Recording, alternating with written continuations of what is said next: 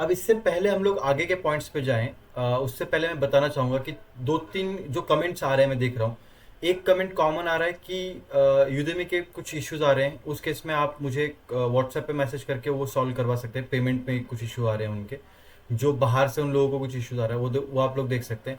दूसरा, जो technical analysis का जो मैंने लिंक दे रखा है ना, वो भी लोग कुछ ट्राई कर रहे हैं इनरोल करने का, ठीक है। वो मुझे दिखता है, बट आपका नंबर मेरे पास में अपडेट नहीं हुआ था, नाम हो रहा है। तो कुछ भी इश्यूज आ रहा है तो आप मुझे पूछ सकते हैं। इसके अलावा लोग कमेंट मत करो, आप मुझे व्हाट्सएप करो तो ही मैं आपसे कांटेक्ट कर पाऊंगा। तो जो भी इश्यूज है वो मैं आपके सॉर्ट कर दूंगा, ठीक है। वहाँ पे भी लिंक दे रखा है उस टेक्निकल एनालिसिस के कोर्स का, वहाँ से जाके आप एनरोल कर सकते हैं। उसमें फिर आपको सब कुछ टेक्निकल एनालिसिस मिलेगा।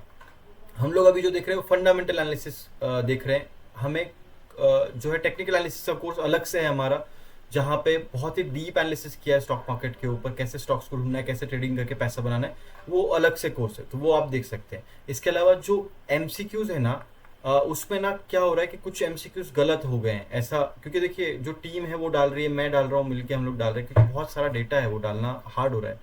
तो कहीं ना कहीं पे अगर उसमें कुछ गलती होती है तो आपको कमेंट में प्लीज मुझे बता देना है कि जयेश भाई ये गलती हुई है आपका ये क्वेश्चन, या फिर देखो क्वेश्चन तो चेंज रहेगा, आपको क्वेश्चन का पूरा क्वेश्चन डालना है। और ये गलती अगर आप मुझे बता देंगे तो मोस्टली तो सब सही है उसमें, लेकिन अगर एक आध गलती हो जाती है, कुछ ऑप्शन में ऊपर नीचे हो जाता है या फिर कुछ भी, तो उस टाइम पे आप प्लीज़ मुझे उसको अपडेट कर देना, तो वो मेरे लिए हेल्पफुल रहेगा। बाकी आप टेक्निकल एनालिसिस का जो कोर्स ज्वाइन करना चाह रहे हैं वो लोग लिंक से ज्वाइन करो। नहीं हो रहा है, कुछ पेमेंट में इशू आ रहा है, कुछ भी इश्यूज आ रहे हैं, तो आप मुझे मैसेज कर सकते हैं, ठीक है। एंड बढ़ते हैं आगे। अब देखिए, forecasting using ratio analysis as mention elsewhere above, इसको बड़ा करना पड़ेगा अभी। हाँ, as mention elsewhere above, analyzing ratio can help us to understand how various financial metrics, including income and expenditure, behave their interrelationship. Analysts then use insight to forecast the future. देखो, हमें expenditure behave मालूम चल जाता है, ठीक है, various financial matrix पता चल जाते हैं, इंटर रिलेशन पता चल जाता है उनके बीच का क्या है। तो ये हमें फ़ायदा मिलता है कहीं ना कहीं पे रेशियो एनालिसिस करके, तो फोरकास्टिंग करने में हेल्प होता है। However, it is important to understand that we have to do forecast or projection based on the historical data, ठीक है। हिस्टोरिकल डेटा पे हमको उसको फोरकास्ट करना होता है। We often assume that the past behaviour is fair represented of the future. तो जो पास्ट का जो बिहेवियर है वो कहीं ना कहीं पे फ्यूचर को डिनोट करता है, ये हम गेस करते हैं या फिर हम लोग समझ के चलते हैं। In reality this need not to hold good, ठीक है। ऐसा एक्चुअल में होता नहीं, ऐसा ये कह रहे हैं। मुझे ये लाइन प्रॉपरली समझ नहीं आई, बस ये समझ में आया है कि कहीं ना कहीं पे जो हिस्टोरिक जो डेटा होता है उसको लेकर हम लोग एक कलेक्ट करते हैं उस इन्फॉर्मेशन को, उसके ऊपर रेशियो एनालिसिस करते हैं, और उससे कहीं ना कहीं पे जो अज्यूम करते हैं पास्ट बिहेवियर को, जो पास्ट में जो चीज़ें हो गई, जैसे डेप्थ बढ़ा था कंपनी का, या कुछ इंटरेस्ट कवरेज रेशो बढ़ गया था या कम हो गया था, कुछ भी जो भी चीज़ें हुई उससे हम लोग एक डिसीजन निकालते हैं, राइट। तो उससे हम लोग कहीं ना कहीं पे फ्यूचर प्रेडिक्ट करने की कोशिश करते हैं, ठीक है।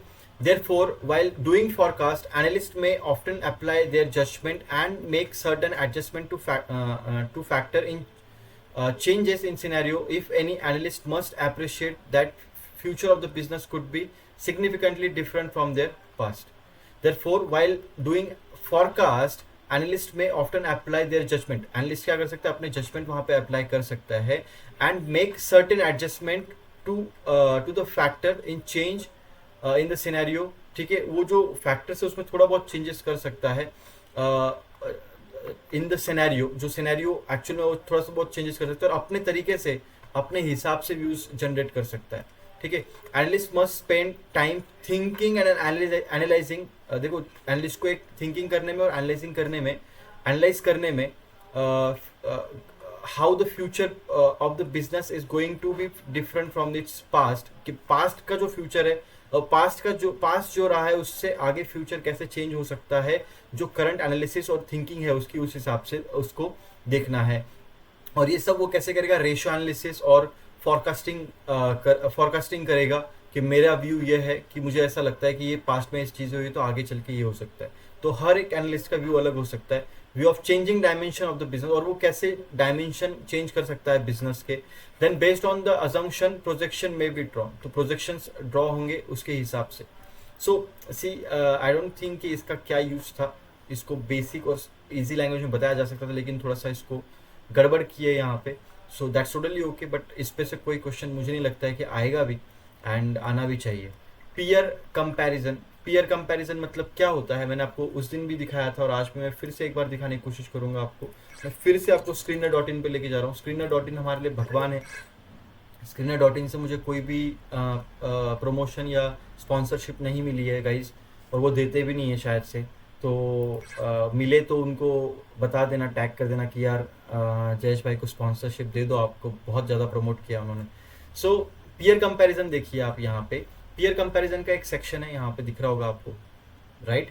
तो इसमें देखिए आप कौन सी कंपनी ली थी हमने, विप्रो लिया था। विप्रो का पीयर कौन है, विप्रो का पीयर है विप्रो जैसी कंपनियां, जो कि इन्फोसिस आईटी की कंपनियां, एचसीएल टेक, विप्रो। तो उसमें हम लोग पी, देखो पी रेशो यहाँ पे कंपैरिजन हो रहा है, यहाँ पे पी रेशो हो रहा है, मार्केट कैप हो रहा है, आरओसी हो रहा है। हम लोग यहाँ से पीयर्स को कंपैरिजन करके सेल्स हो रही है, क्वार्टर सेल्स हो रही है, आरओई, आरओसी, डेब्ट टू इक्विटी रेशो, यहाँ पे सब आ गया। देखो डेब्ट टू इक्विटी रेशो, सबसे ज्यादा लोन किसका है, देखो यहाँ पे सबसे ज्यादा इसमें लोन है ये कंपनी का, विप्रो का ही सबसे ज्यादा है। बाकी आईटी कंपनीज का जो डेप्ट है वो बहुत कम ले रखा है उन्होंने, विप्रो ने सबसे ज्यादा ले रखा है। और मैं विप्रो होल्ड कर रहा हूँ एक्चुअल में। मैं अभी दिखाता आपको, दिखाऊंगा कभी मैं आपको मेरा पोर्टफोलियो, तो उसमें विप्रो ही है एक्चुअल में, बट ठीक है, दैट्स टोटली ओके, चलता है। विप्रो मैंने इसके लिए होल्ड किया क्योंकि मुझे ट्रस्ट है कि विप्रो ऊपर जाएगा, बहुत सारी चीज़ें हैं उसमें, एंड उसने अभी तक मूव नहीं किया था, बाकी आईटी स्टॉक्स उड़ गए थे, तो इसके लिए मैंने विप्रो खरीदा था। ठीक है, सो ये समझ में आ गया पीयर्स का कैसे कंपैरिजन करते। तो पीयर्स यहाँ पे क्या है, looking into companies financial help us to understand the past performance of the company. ठीक है, it may also interesting to see companies performance, company की जो परफॉर्मेंस है ये इंटरेस्टिंग हो जाएगा जब आप उसके पार्टिसिपेंट्स, राइवल्स या पीयर्स के साथ में उसको कंपेयर करो। पीयर्स मतलब उसके साथ की कंपनियां इंडस्ट्री के अंदर जो है, in industry to understand the competitive position, competitive position पता चलेगी उससे आपको। ठीक है, अगर आप पीयर्स के साथ में कंपेयर करोगे किसी कंपनी को उसके, तो आपको पता चलेगा कि वो कितना कॉम्पिटिटिव है, उसका प्रॉफिट कितना है, बाकी लोगों से आरओसी अच्छा है नहीं, रिटर्न अच्छा जनरेट कर रही नहीं कर रही है, नुकसान तो नहीं कर रही है कंपनी, ये सब चीज़ें उसमें आ जाएंगी। ठीक है, all the ratios defined above in the other units on the valuation when compared across the company of the same sector। ठीक है, ऑल रेशियोज डिफाइन अबव, जो ऊपर हमने रेशियोज देखे थे, ये सारे के सारे कंपेयर किए जाते हैं across the companies in the same sector. ठीक है, मैंने अभी आपको दिखाया सारे कैसे पी रेशियो एंड ऑल सब रेशियो दिखा रहा था मैं आपको। Can give good idea of where the company stands its peers. तो बाकी पीयर्स के अनुसार विप्रो कहाँ स्टैंड होता है। अभी हमने जस्ट आपने देखा डेब्ट टू इक्विटी रेशियो, डेब्ट टू इक्विटी रेशियो हमने देखा, तो मुझे क्या मालूम चला कि सबसे ज्यादा लोन किसके ऊपर है, विप्रो के ऊपर ही है। तो मुझे विप्रो लेने से अच्छा कोई अच्छा स्टॉक लेना चाहिए था। समझ में आ रही बात। तो ये ऐसे कंपैरिजन किया जाता है। Various databases provide us to quick snapshot of all the numbers of the company to its peers. तो जो डेटाबेस है उसके हिसाब से हमें दिखता है। जैसे भी हमने जस्ट स्नैपशॉट देखा स्क्रीनर.इन के ऊपर कि भाई कैसे कंपेयर पीयर्स किया जाता है, पीयर्स का कंपैरिजन देखा वहाँ पे, क्योंकि हमें डेटा मिल रहा है। पहले ये डेटा नहीं था, पहले लोगों को लिख के लेना पड़ता था कि भाई हाँ इसका पी इतना है, इसका पी इतना है, इसका पी इतना है। अब तो ऑनलाइन मिल रहा है तो भी लोग नहीं कर रहे हैं, तो भी लोगों को सट्टाबाजी करना है। ये समझो आप स्टॉक मार्केट में। Peer comparison is critical for analyst to look into while making any research report. कोई रिसर्च रिपोर्ट बनाते वक्त पीयर कंपैरिजन करना क्रिटिकल हो सकता है एनालिस्ट के लिए, look into while making the research report. ठीक है, रिसर्च रिपोर्ट बनाते वक्त वो पीयर्स का कंपैरिजन नहीं कर सकता, उसको डेटा पहले बनाना है सारा, उसके बाद में वो कंपैरिजन करेगा। ठीक है, other aspects to study from the financial reports. क्या क्या एस्पेक्ट्स हो, मैं बहुत खराब करता हूँ क्या स्क्रीन, आई नो मैं खराब करता हूँ, बट ठीक है यार समझ लेना आप। ठीक है, हिस्ट्री ऑफ इक्विटी एक्सपेंशन के, इक्विटी में क्या क्या चीज़ें हुई, स्प्लिट हुआ कहीं पे, स्प्लिट हुए तो क्वांटिटी बढ़ गए होंगे, राइट इशू है, कहीं से फंड रेज किया तो क्वांटिटी बढ़ा होगा, उसमें एफपीओ निकाला फिर से पैसा रेज किया तो वहाँ पे भी बढ़ेगा, कहीं ना कहीं पे शेयर होल्डर्स का जो इक्विटी है वो कहीं ना कहीं पे डाइल्यूट होगा वहाँ पे, राइट। तो वो यहाँ पे चीज़ बता रखी होगी। देखिए, in addition to equity history of equity expansion, in addition to business performance there are also the other corporate finance actions that affect the shareholders value। corporate finance actions है, corporate actions हमारा next chapter भी रहेगा, उसमें भी हम लोग सीखेंगे इन सब चीज़ों को। लेकिन corporate actions में बहुत सारी चीज़ें आती हैं, जब नया फंड इशू करना होता है तो नए शेयर्स इशू करती है, तो कहीं ना कहीं जो पुराने शेयर होल्डर्स है उनका डाइल्यूट हो जाता है जो भी है। Cost of fund has to be borne by business, ठीक है, तो जो बिजनेस है उसको वो बॉर्न करना पड़ता है। कंपनीज में periodically need to issue the additional equity shares, तो टाइम टू टाइम उनको इक्विटी जो शेयर्स है वो इशू करने पड़ते हैं, क्योंकि वो ईसॉप वगैरह या फिर जो भी है इक्विटी जो है, या स्वेट इक्विटी में भी जो है वो लोग जो है होता है, या फिर कन्वर्टिबल्स जो होते हैं शेयर्स वो भी इक्विटी में कन्वर्ट होते हैं, तो नंबर ऑफ शेयर्स बढ़े तो कहीं ना कहीं पे वो भी डाइल्यूशन हो जाता है लोगों के शेयर्स का। तो जहाँ पे पहले वो एक शेयर पे एक वोटिंग राइट पकड़ रहे थे, वो एक शेयर पे 0.8 मिलेगा या 0.5 मिलेगा, ऐसा हो जाता है। It may issue share through any of the following models. Right issue, देखो कैसे नए शेयर्स कैसे इश्यूज हो सकते हैं, राइट इशू से हो सकता है, पब्लिक इशू, ये हम लोग सब सीखने वाले हैं। अभी इसको टेंशन मत, तो इसको छोड़ दो, आप लगे तो भूल जाओ, इसको करो ही मत, भूल जाओ अभी के लिए, ये सारा आगे होने वाला है। Private placement, issue share upon warrant, ये सब देखने वाले, इसको अभी नहीं करना है, छोड़ दो, भूल जाओ इसको, आगे बढ़ो सीधा, इसको भूल जाओ, पूरी तरीके से भूल जाओ इसको, इसको पढ़ो ही मत लगे तो, ठीक है। मैं पढ़ देता हूँ आपके लिए, आपको समझा देता हूँ, बट मैं अभी भी बोल रहा हूँ इसका यूज अभी आपको नहीं है, अगले सेशन में पूरा अच्छे से इसका यूज होने वाला है, ठीक है। सो देखते हैं, when company issue such additional equity shares other than the through right issue. Right issue के अलावा, राइट इशू में क्या होता है, देखो मैं बताता हूँ यहाँ पे, इसको ना समझाना पड़ेगा आपको। देखो क्या होता है, देखो कंपनी को ना दो तरीका है पैसा रेज करने का, राइट।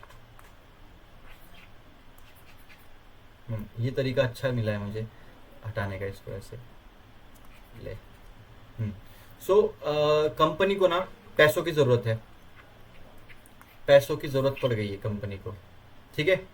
अब वो कैसे रेज करेगी, दो तरीके हैं।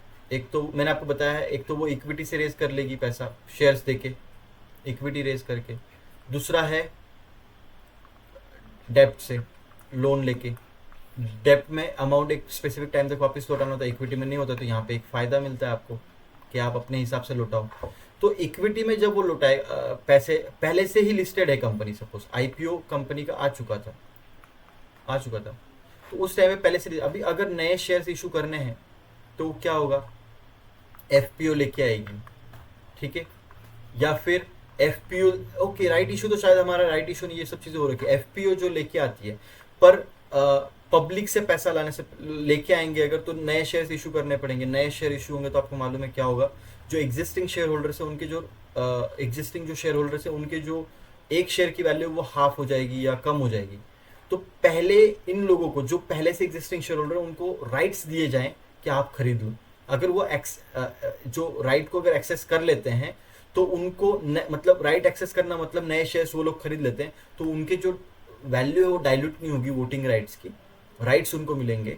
लेकिन कहीं ना कहीं पे जो उनको जो पैसा मिलना चाहिए था इक्विटी के थ्रू कंपनी को, वो उनको मिल जाएगा, प्लस राइट्स भी मिल जाएंगे। जो राइट्स मतलब जो पहले से होल्डर्स है उनको राइट्स देंगे, और ये नोटिस देना पड़ता है। अगर विदाउट राइट्स के नोटिस आपने अगर एफपीओ नहीं कर सकते हो आप, राइट, तो वो यहाँ पे लिखा हुआ है, देखिए आपकी अलग अलग तरीका है यहाँ पे, राइट इशू या पब्लिक इशू या फर्दर पब्लिक इशू ऑफरिंग, ठीक है। प्राइवेट प्लेसमेंट या कुछ भी, प्राइवेट प्लेसमेंट मतलब आप प्राइवेट में अपने शेयर्स बेच दो किसी को अलग से। Issue of share upon exercise, warrant दे रखे हैं आपने वगैरह, तो कोई वारंट को कन्वर्ट कर दे तो ये लिखा हुआ। सो यहाँ पे it reduces the ownership stake of existing holder. This is simply because there are now more shares of outstanding, क्योंकि जब नए शेयर्स इशू होंगे तो ज़्यादा शेयर्स आउटस्टैंडिंग हो जाएंगे, और कहीं ना कहीं पे since the ownership stack get affected, तो जो ओनरशिप है उसकी डायल्यूशन हो जाएगी वहाँ पे। देयरफॉर सिंपल सी बात है, पहले एक शेयर से एक वोट दे पा रहा था आदमी, अब एक शेयर से वो खाली 0.8 दे पा रहा है। तो ये जो वोटिंग, अब देखो मेरे जैसे और आपके जैसे लोगों को वोटिंग राइट से कोई मतलब नहीं, हम कोई वोट नहीं देने जा रहे, हमको नहीं देना है वोट। लेकिन जिसके पास में 5 लाख वो 5 लाख शेयर है, उनका क्या, उनको तो वोट देने का ये है राइट। जो जिनके पास जो प्रोमोटर्स है उनको तो वोट्स दें, तो वो वोटिंग राइट्स उनको चाहिए होते हैं, इसके लिए उनका भी डायल्यूशन नहीं होना चाहिए, ऐसा कहना। Therefore investor should factor the potential for dilution in their stack, evaluating an investment. While the future dilution event are less predictable, and analysis of history of equity expansion. देखो इक्विटी का expansion करने जाएंगे, कब dilution हो जाएगा voting rights का ये पता नहीं होता है, लेकिन ये सब चीज़ें चेक करके आपको पैसा डालना है किसी भी, या इन्वेस्ट करवाना है लोगों को। आपको तो नहीं चाहिए वोटिंग राइट, क्योंकि आपको मतलब नहीं है वोटिंग राइट से, आपको एक शेयर्स के हिसाब से पैसा मिल जाएगा, लेकिन बाकी लोगों के लिए वो चीज़ नहीं है, ठीक है। Companies that finance their growth with strong internal accrual create very little concern. Okay देखो जो जिनकी ग्रोथ अच्छी है ना उनके लिए कोई दिक्कत नहीं, क्योंकि उनके पास बहुत पैसा है, उनको बार बार लोन लेना या फिर इक्विटी से पैसा रेज करने की जरूरत नहीं है, तो वो लोग कर लेंगे। ग्रोथ अच्छी तो वो फिर अगर लोन भी लेंगे डेब्ट भी लेंगे तो वो पे कर देंगे वापस से। लेकिन इक्विटी से पैसा लेना डायल्यूशन उनके लिए, मतलब वो उनके लिए कोई प्रॉब्लम नहीं आएगी, लेकिन जिनका कहीं ना कहीं पे ग्रोथ कम है उनके लिए प्रॉब्लम हो जाती है। If company relies on fresh issuance of the equity to raise fund, investor should check whether the such activities have been undertaken without diluting. तो जब कोई भी इन्वेस्टर है, कोई पैसा डाल रहा है, तो अगर मैं कोई कहीं पैसा डालूँ तो कहीं वो मेरे डायल्यूट तो नहीं कर रही है वैल्यू उसकी, ये देख लेना एक बार जरूरी होता है। Raising money through right issue does not cause major dilution. Right issue के थ्रू डायल्यूशन नहीं होता है, क्योंकि जो लोग पहले से राइट इशू, मतलब जिनके राइट्स है वो लोग अपना, उनको जिनको कंसर्न है कि लाइक यार मेरा वोटिंग राइट कम हो जाएगा, तो वो लोग उनको राइट्स मिलते हैं पहले ही खरीदने के लिए, तो वो इक्वल शेयर्स खरीद लेंगे तो उनका राइट्स कम नहीं होगा, ये चीज़ है। It caused dilution only those shareholders who does not exercise the right। हमारे जैसे लोग, जो हम तो 200-300 क्वांटिटी, 400 500 600 लोग क्वांटिटी लेके बैठे हैं, तो हम क्या भाड़ में जाए वोट, तुमको करना है करो, नहीं करना है नहीं करो, ठीक है। ऐसा चीज़ होता है, जो बड़े लोग हैं वो लोग वोट करते हैं, हमारा काम नहीं है। डिविडेंड एंड अर्निंग, देखो डिविडेंड मैंने बताया आपको क्या होता है। अब देखो ये थ्योरी ना मैं पढ़ पढ़ के थक गया हूँ, मैं आपको कंसेप्ट समझा देता हूँ। ये वैसे का वैसा यहाँ पे लिखा हुआ है, ठीक है। मैंने आपको पहले ही बताया था, जब नेट प्रॉफिट बचता है ईबिट में से जब इनकम और टैक्स हटा देंगे तो नेट प्रॉफिट बचेगा, उसमें से डिवाइड करेंगे तो ईपीएस बचेगा, और फिर वो जो, या फिर नेट प्रॉफिट को भी अगर डिवाइड करेंगे तो डिविडेंड निकल, टोटल डिविडेंड आ जाएगा। टोटल देखो एक सेकंड, इसको भी समझा देता हूँ, यहाँ पे सब समझा दूंगा मैं, डोंट वरी। देखो नेट प्रॉफिट है, नेट प्रॉफिट और ईपीएस एक ही चीज है, खाली ये पर शेयर है, ये पूरा टोटल शेयर्स मिला के हैं, राइट। वैसे ही डिविडेंड पेड और डीपीएस एक ही चीज है, लेकिन ये एक शेयर के लिए और ये सब शेयर्स का मिला के है। समझ में आया अब मैं क्या बोलना चाह रहा हूँ? तो जो ईपीएस है, ईपीएस में से डिविडेंड पे आउट रेशियो एक होता है कि भाई अगर ये 20% है, तो अगर सपोज ईपीएस 10 है तो 10 का 20% कितना आएगा? 2। तो 2 जो है वो डीपीएस रहेगा, और बाकी 8 रुपए है जो है वो रिटेन अमाउंट रहेगी। समझ में आई आपको बात मैं क्या बोलना चाह रहा था?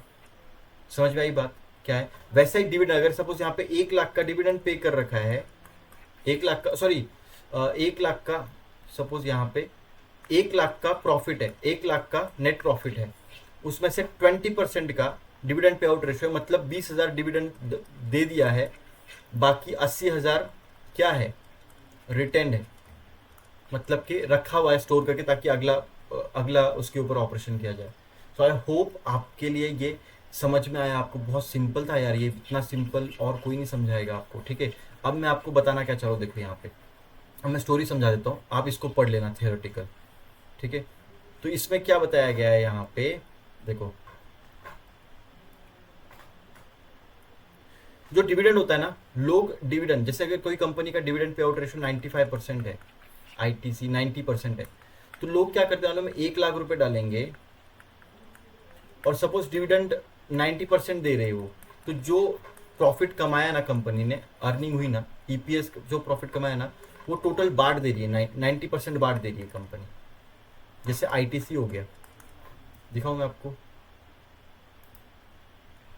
आईटीसी में मेरा पैसे होल्ड किया मैंने, आईटीसी भी देखो, screener.in, ठीक है, screener.in। फिर हम लोग आएंगे यहाँ पे आईटीसी सर्च करेंगे, एंड आईटीसी के ऊपर आता हूँ मैं आपको। यहाँ पे देखो डिविडेंड पे आउट रेशियो यहाँ पे दे रखा है क्या? देखो कहीं पे नहीं दे रखा है, ठीक है, कोई दिक्कत नहीं है। नीचे आएंगे हम लोग, ईपीएस दिख रहा है यहाँ पे 3 रुपए का ईपीएस, 2 रुपए का ईपीएस, यहाँ पे देखो 4 4 रुपए का ईपीएस यहाँ पे, ठीक है ठीक है। तो ईपीएस यहाँ पे दिख रहा है आपको ईपीएस। तो पहले डिविडेंड कितना था, 55 रुपए, 54 रुपए, 52% sorry percent dividend pay out ratio. Dividend pay out ratio पहले 55, 54, 52 था, अब देखो कितना है 101, 93, 100। तो मतलब पूरा का पूरा 100% जो अभी कमाया, 15 रुपए कमाया, पूरा लोगों को दे दिया। तो अगर आपके पास में एक शेयर है तो आपको 15 रुपए मिलेगा, आपके पास में 100 शेयर है तो आपको 100 शेयर है तो आपको 1500 रुपए मिलेंगे, आपके पास में 1000 शेयर है तो आपको 15,000 रुपए मिलेंगे डिविडेंड के तौर पर। समझ में आई बात? तो आपको 100 शेयर आपने अगर 1 लाख रुपए डाले तो 1500 रुपये आपको डिविडेंड मिल जाएगा, ठीक है। एम आई आपको क्लियर है ये? एकदम अच्छे से एकदम क्लियर हो रहा है। और ये मंथली बेसिस भी कुछ कुछ डिविडेंड दिए जाते हैं ताकि लोग शेयर में बने रहें, उनको फायदा होता है। भले उनको शेयर्स की प्राइस बढ़ने से फायदा नहीं हो रहा है, शेयर्स के प्राइस बढ़ने से फायदा अलग होगा, लेकिन डिविडेंड का फायदा अलग होगा, याद रखना। कुछ लोग शेयर्स का फायदा उनको मतलब नहीं चाहिए होता है, उनको खाली डिविडेंड चाहिए होता है। आईटीसी का ये सीन है, ठीक है। अब यहाँ पे वही लिखा हुआ है, सब पढ़ लो आप, कुछ ज़्यादा हार्ड नहीं है, ठीक है। वही सब कुछ चीज़ें यहाँ पे लिखी हुई हैं। डिविडेंड यील्ड क्या है, डिविडेंड यील्ड का देखो, डिविडेंड यील्ड का फॉर्मूला क्या है, डिविडेंड यील्ड का फॉर्मूला बताओ मेरे को, आप बताओ। अब वीडियो को पॉज करो और आप बताओगे डिविडेंड यील्ड का फॉर्मूला, कमेंट करके बताओ क्या फॉर्मूला है डिविडेंड यील्ड का। अब यील्ड होता है तो नीचे क्या आता है आप खुद पता करो, और ऊपर क्या आता है वो भी पता करो, मुझे बताओ। अब इतना सिखाने के बाद में आपको डिविडेंड यील्ड का फॉर्मूला पता होना चाहिए, ठीक है। यहाँ पे डिविडेंड यील्ड के बारे में लिखा हुआ है सब चीज़ें, तो यहाँ पे सब चीज़ें बहुत अच्छे से, डिविडेंड पॉलिसी क्या है, मतलब हिस्टोरिक वगैरह सब कुछ लिखा हुआ है, कोई ज़्यादा हार्ड नहीं है। हिस्ट्री ऑफ कॉर्पोरेट एक्शंस, ठीक है। जो कॉर्पोरेट एक्शंस होती है ना, उससे भी such as a dividend, bonuses, split, right issues, इससे भी कहीं ना कहीं पे एक पता चलती है चीज़ें। कम अफेक्ट द शेयर्स प्राइस। देखो स्प्लिट में तो कुछ नहीं होता, खाली स्प्लिट हो जाती है प्राइस, सब कुछ स्प्लिट हो जाता है बस। राइट्स में भी हो जाता है थोड़ा बहुत, उसमें वैल्यू कम हो जाती है ईपीएस वगैरह की। बोनसेस में और डिविडेंड में, इन सब चीज़ों से इन सब चीज़ों को भी आपको एज ए एनालिस्ट ट्रैक करना है, क्योंकि इन सब चीज़ों से भी फ़र्क पड़ता है। ये सब चीज़ों से भी वेरियस वेज, ठीक है। Company share price various ways hit होती है, ऊपर नीचे होती है। Much more to this subject is converted in dedicated unit dealing with the corporate action. Corporate action से क्या होता है कि प्राइस ऊपर नीचे हो जाती है। कब 500 रुपये का शेयर है, स्प्लिट हो गया वो 1:5 में, तो 100 रुपये का हो जाएगा, एक शेयर के बदले आपको 5 शेयर मिल जाएंगे, ठीक है। तो ये कॉर्पोरेट एक्शंस में हम लोग देखेंगे अभी आगे, ठीक है। Ownership and insider sales and the purchase of the stock, ठीक है। ऑनरशिप एंड इनसाइडर सेल्स, ठीक है। Owners being closest to the business, ठीक है। जो ऑनर्स होते हैं वो क्लोजेस्ट होते हैं बिजनेस के, उनको सब कुछ चीज़ें पता होती है। हाँ, the most information about the small changes, छोटे से छोटा चेंज की उनको इन्फॉर्मेशन होती है, ठीक है। They are better inform of the performance of the company. तो जो ये ऑनर से, इनके हलचल पे भी आपको नजर रखनी है। एज आर ए आपका काम है कि आप प्रमोटर्स होल्डिंग या फिर उसके ऑनरशिप क्या कर रहे हैं, क्या बोल रहे हैं, इन सब चीजों पे भी नजर रखें। They also act in the market under the defined guidelines of SEBI. while analyzing the business, analyst may get good insight by looking at the actions of the promoters and insiders। समझ में आ रहा है? तो जो प्रमोटर्स है इनकी actions देखना जरूरी है, इनसाइडर्स की एक्शंस देखना जरूरी है आपके लिए, समझ लो। अब ये चैप्टर पूरा खत्म हो गया, मैं बहुत ज़्यादा थक चुका हूँ, लिटरली बहुत ज़्यादा थक चुका हूँ। आई गेस ये 3 साढ़े 3 घंटे का चैप्टर आराम से बना होगा। ये एक डिविडेंड का पॉइंट बहुत ईजी है, आप पढ़ो, नोट्स में से पढ़ना, याद से उसमें से मत पढ़ो, वर्कबुक में से, नहीं तो आप समझ नहीं पाओगे। अब मेरी आपसे रिक्वेस्ट है कि जो असाइनमेंट्स हैं उसको आप देखो, करो। मेरे अभी आपने भले कितना, मैंने 3 साढ़े 3 में रिकॉर्ड किया घंटे में, आपको शायद से ज़्यादा टाइम भी लगा होगा देखने में, कम भी लगा होगा, स्पीड बढ़ाया होगा तो। बट मैं आपको बोलूँगा कि जो ये असाइनमेंट्स आपको देखने हैं, करने हैं, देखो, download any standalone and consolidated statement, financial statement आप डाउनलोड करो and try to read it by yourself and share your comments with that. कोई भी एक शेयर ले लो, उसका फाइनेंशियल ले लो, आप स्टैंड अलोन ले लो, कंसोलिडेशन ले लो, और उसके बाद में उसको पढ़ने की कोशिश करो और मुझे बताओ। फाइंड एसेट फॉर ग्लैंडमार्क और आईटीसी, आईटीसी के और ग्लैंडमार्क के एसेट्स देखो, ढूंढ के निकालो, current asset, non current asset, और मुझे बताओ कि वो कितने हैं, वो आपको कमेंट में बताना है। Find out the retained earnings of the 5 shares. तो रिटेन अर्निंग ईपीएस से, आपको ईपीएस पता है, ईपीएस से retained earning dividend payout ratio से आपको निकाल के लाना है। 5 शेयर्स कोई से भी कर दो आप, जो आपको लगे, और उसी का देखो रिटेन अर्निंग निकालना है आपको उसका, और उसी का ईपीएस भी निकाल के लाना है, और उसी का डीपीएस भी निकाल के लाओ, ठीक है, ये डीपीएस भी इसमें ऐड कर लो, कमेंट करो इसके बारे में। Find the top 5 companies who having highest डेप्ट वाले 5 कंपनी ढूंढो, मैंने ढूंढ के दिखाए थे आपको, एंड कमेंट कंपेयर करो डेप्ट को उनके, और मुझे उसके बारे में कमेंट करके बताओ कि आपको क्या लगता है, जो आपके मन में, जो गलत होगा, सलत होगा, सही होगा, बताओ, मुझे देखने दो क्या आपने सीखा, ठीक है।